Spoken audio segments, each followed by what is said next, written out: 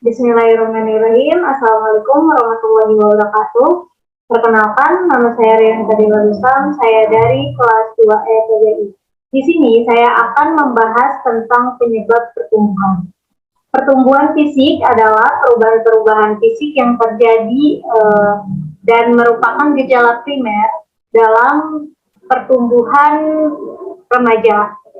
Nah, perubahan-perubahan ini meliputi perubahan ukuran tubuh, perubahan proporsi tubuh, dan munculnya ciri-ciri kelamin yang utama atau primer, dan ciri kelamin kedua atau sekunder.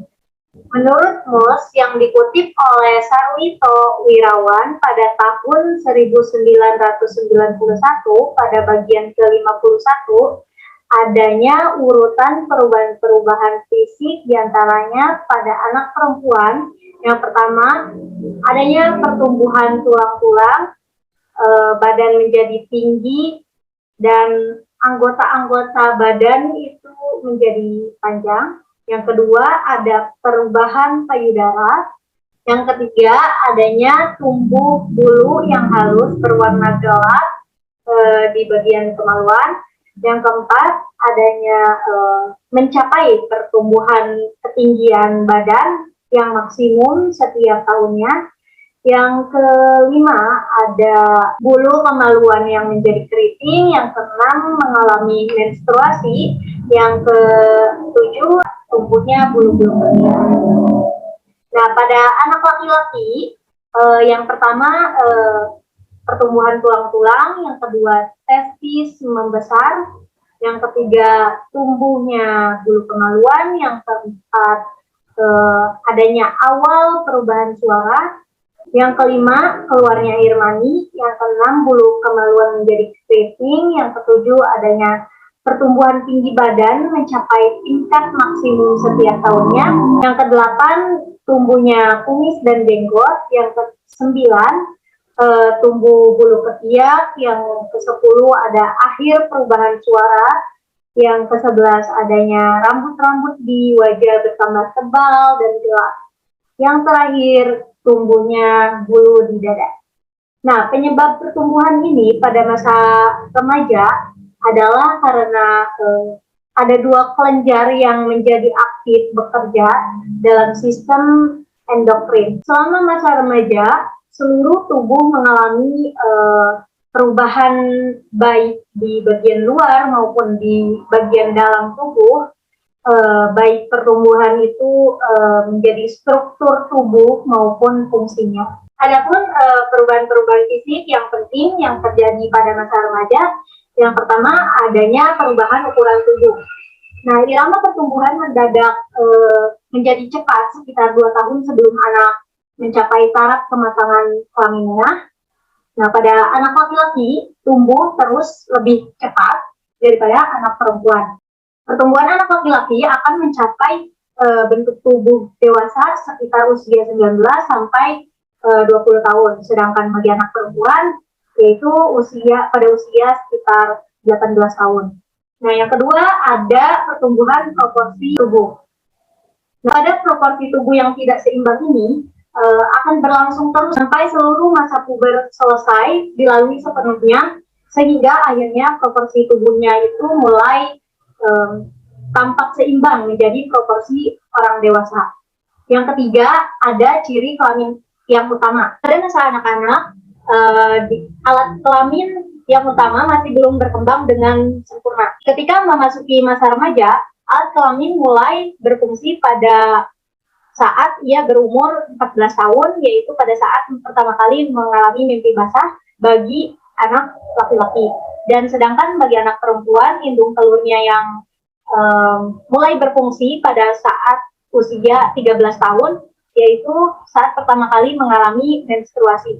Namun, alat perkembangbiakan pada anak perempuan saat ini masih belum berkembang dengan sempurna, sehingga belum mampu mengandung anak untuk beberapa bulan atau setahun lebih. Oleh karena itu, masa interval ini disebut sebagai saat steril masa remaja. Yang keempat, adanya ciri kelamin kedua. Pada anak perempuan, seperti membesarnya buah dada, mencuatnya kucing susu, pinggul melebar, lebih lebar dari lebarnya bahu, dan tumbuhnya rambut di sekitar kelamin, dan sejenisnya. Adapun pada anak laki-laki yaitu tumbuhnya kumis dan jenggot, otot-otot mulai tampak, lalu ada bahu melebar, lebih lebar dari pinggul, nada suara membesar, tumbuhnya jakun, dan sebagainya. Nah, ciri-ciri kelamin kedua inilah yang membedakan bentuk fisik antara laki-laki dan perempuan. Lalu, ada perubahan fisik sepanjang masa remaja meliputi dua hal. Yang pertama, percepatan pertumbuhan. Nah, bagi remaja laki-laki, permulaan percepatan pertumbuhan berkisar antara 10,5 dan 16 tahun. Dan bagi perempuan, remaja perempuan, percepatan pertumbuhan dimulai antara 7,5 dan 11,5 tahun dengan umur rata-rata 10,5 tahun. Nah, yang kedua adanya proses kematangan seksual. Adapun 3 kriteria yang membedakan anak laki-laki daripada anak perempuan, yaitu dalam hal yang pertama, kriteria kematangan seksual. Yang kedua, ada permulaan kematangan seksual. Dan yang terakhir, adanya urutan gejala-gejala kematangan seksual. Sekian dari saya, terima kasih, kurang lebihnya mohon maaf. Wassalamualaikum warahmatullahi wabarakatuh. Selanjutnya di sini saya akan menjelaskan materi tentang B, kondisi-kondisi lain yang mempengaruhi pertumbuhan fisik anak. Kondisi-kondisi lain yang mempengaruhi pertumbuhan fisik anak antara lain 1. Pengaruh keluarga. Pengaruh faktor keluarga di sini meliputi faktor keturunan maupun faktor lingkungan. Faktor keturunan yaitu seorang anak dapat lebih tinggi atau lebih panjang daripada anak lainnya, sehingga ia lebih berat tubuhnya jika ayah dan ibunya atau kakeknya lebih tinggi dan panjang. Faktor lingkungan. Faktor lingkungan akan membantu menentukan tercapai tidaknya perwujudan potensi keturunan yang diperoleh anak tersebut. Kedua, pengaruh gizi.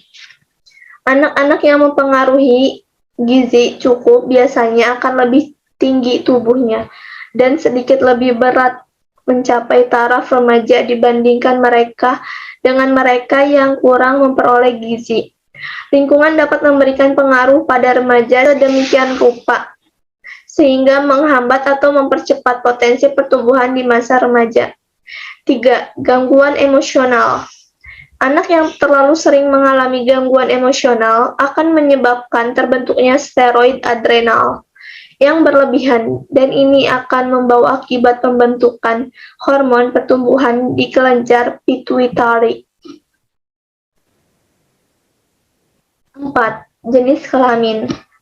Anak laki-laki cenderung lebih tinggi dan lebih berat daripada anak perempuan, kecuali pada usia antara 12 dan 15 tahun. Anak perempuan biasanya akan lebih tinggi dan lebih berat daripada anak laki-laki. Terjadinya perbedaan berat dan tinggi tubuh ini karena bentuk tulang dan otot pada anak laki-laki memang berbeda dengan anak perempuan. 5. Kesehatan anak-anak yang sehat dan jarang sakit biasanya akan memiliki tubuh yang lebih berat daripada anak yang sering sakit. 6. Pengaruh bentuk tubuh. Bangun atau bentuk tubuh apakah mesomorf, ektomorf, atau endomorf akan mempengaruhi besar kecilnya tubuh anak. Anak yang bangun tubuhnya metomorf akan lebih besar daripada yang endomorf atau anak yang ektomorf karena mereka memang lebih gemuk dan berat. Perubahan psikologi muncul antara lain sebagai akibat dari perubahan fisik. Perubahan-perubahan fisik itu menyebabkan keguncangan bagi remaja karena ia harus menyesuaikan diri dengan perubahan-perubahan yang terjadi pada dirinya sendiri. Perubahan fisik hampir selalu dibarengi dengan perubahan perilaku dan sikap. Keadaan ini seringkali menjadi sedikit parah karena sikap orang-orang di sekelilingnya dan sikapnya sendiri dalam menghadapi perubahan fisik itu. Dalam masa remaja, perubahan yang terjadi sangat mencolok dan jelas. sehingga dapat mengganggu keseimbangan yang sebelumnya terbentuk.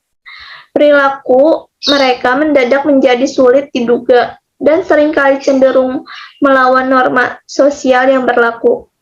Oleh karena itu, masa ini seringkali dinamakan sebagai masa negatif. Pada saat irama pertumbuhan sudah sedikit lambat dan perubahan tubuhnya telah sempurna, maka akan terjadi keseimbangan kembali.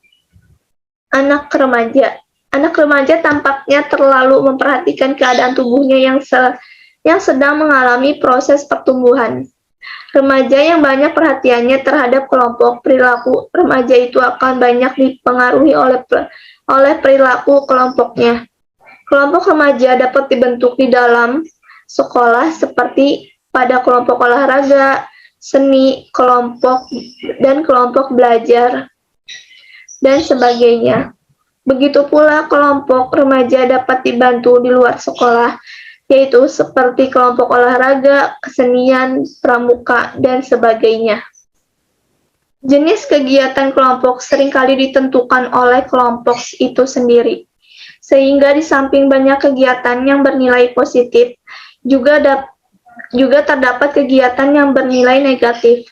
Kegiatan bernilai positif seperti olahraga pramuka dan seni, karena dapat memupuk pertumbuhan fisik remaja. Sedangkan kegiatan yang bernilai negatif seperti ngebut, begadang di malam hari, minum minuman keras, dan sebagainya akan mengganggu keselamatan dan kesehatan remaja.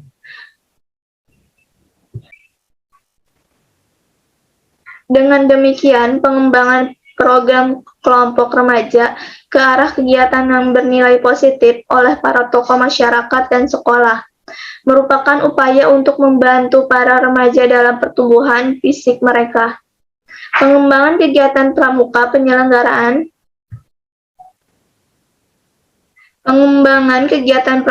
penyelenggaraan senam kesegaran jasmani, dan pembiasaan hidup bersih perlu diprogramkan sebagai kegiatan kurikuler dan ekstrakurikuler di sekolah. Perlu diprogramkan secara baik. Pembentukan kelompok belajar atas bimbingan guru merupakan kegiatan yang dapat membentuk remaja untuk belajar teratur dan bertanggung jawab. Cukup sekian materi dari penjelasan kelompok kami. Kurang lebihnya mohon maaf. Wassalamualaikum warahmatullahi wabarakatuh.